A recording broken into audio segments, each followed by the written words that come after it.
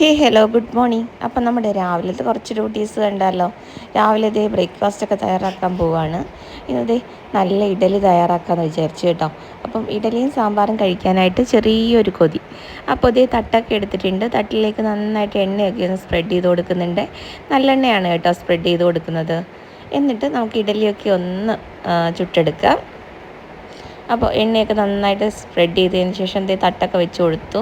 എന്നിട്ട് മാവ് നന്നായിട്ട് മിക്സ് ചെയ്തതിന് ശേഷം ഓരോ തട്ടിലേക്കും കുറച്ച് ഞാനൊന്ന് ഒഴിച്ചു കൊടുക്കുകയാണ്. ഇനി നമുക്കിത് ആവിയിൽ നന്നായിട്ടൊന്ന് പുഴുങ്ങിയെടുക്കണേ. അപ്പോൾ നമ്മുടെ ഇഡലി തട്ടിലേക്ക് മാവൊക്കെ ഒഴിച്ചതിന് ശേഷം നമുക്ക് ഇഡലി വേവാനായിട്ട് വെച്ചതിന് ശേഷം കുറച്ച് സാമ്പാർ തയ്യാറാക്കാം കേട്ടോ. അപ്പം ഈ കോംബോ നിങ്ങൾക്ക് ഇഷ്ടമാണെങ്കിൽ ഒന്ന് കമൻറ്റ് ചെയ്യണം. എൻ്റെ ഏറ്റവും ഫേവറേറ്റ് ആയിട്ടുള്ളൊരു കോംബോ ആണ് കേട്ടോ ഇഡലിയും സാമ്പാറും ചട്നിയും. അപ്പോൾ ഞാൻ ഇന്ന് ചട്നി തയ്യാറാക്കിയിട്ടില്ല, ചെറിയൊരു സാമ്പാർ പൊടി തയ്യാറാക്കിയിട്ടുണ്ട്. അതിനായിട്ട് ഇതേ സാമ്പാർ പരിപ്പാണ് നന്നായിട്ട് കഴുകി വൃത്തിയാക്കി കുക്കറിലിട്ടൊരു 4-5 വിസിൽ അടിച്ചതിന് ശേഷം പൊടികൾ ആഡ് ചെയ്ത് കൊടുക്കുന്നുണ്ട്.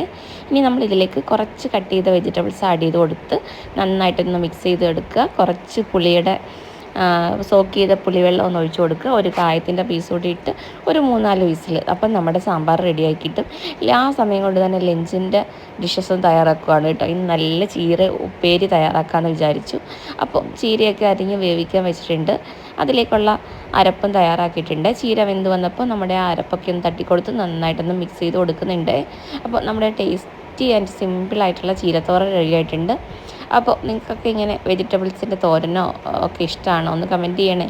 നല്ല ഹെൽത്തിയാണ് കേട്ടോ. നല്ല അടിപൊളി ടേസ്റ്റി ആയിട്ടുള്ള നമ്മുടെ ചീര ഉപ്പേരി റെഡി ആയിട്ടുണ്ട്.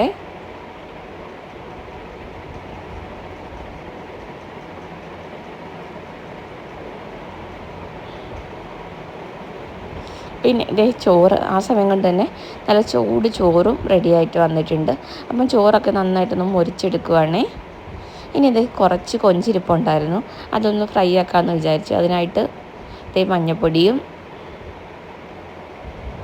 കുരുമുളകും മുളക് പൊടിയും ഈ ഉപ്പുപൊടി ആഡ് ചെയ്ത് നന്നായിട്ടൊന്ന് മാഗ്നേറ്റ് ചെയ്ത് വെച്ചു. ഇതിന് ശേഷം ചൂട് എണ്ണയിലിട്ട് നന്നായിട്ടൊന്ന് ഫ്രൈ ചെയ്തെടുക്കണം. അപ്പോൾ നമ്മുടെ ലഞ്ചിന് വേണ്ടിയിട്ട് ഏകദേശം റെസിപ്പീസും ഒക്കെ റെഡി ആയിട്ടുണ്ട്. ഈ സാമ്പാർ തന്നെ ഒഴിച്ചുകറിയായിട്ട് ലഞ്ചിന് ഉപയോഗിക്കാമെന്ന് വിചാരിച്ചു കേട്ടോ. അപ്പോൾ നമ്മുടെ കൊഞ്ച് ഫ്രൈ റെഡി ആയിട്ടുണ്ട്. അപ്പോൾ ചാനലൊക്കെ ആദ്യമായിട്ട് കാണുന്നവരാണെങ്കിൽ ഒന്ന് സബ്സ്ക്രൈബ് ചെയ്ത് സപ്പോർട്ട് ചെയ്യുക. ഇതേപോലെയുള്ള സിമ്പിളായിട്ടുള്ള വീഡിയോസും റെസിപ്പീസും ഒക്കെ ആയിട്ട് നമ്മൾ വീണ്ടും വരും കേട്ടോ. അപ്പോൾ വീഡിയോസൊക്കെ ഇഷ്ടപ്പെടുന്നുണ്ടെങ്കിൽ ഒന്ന് ലൈക്ക് അടിച്ചൊന്ന് സപ്പോർട്ട് ചെയ്യണേ എല്ലാവരും.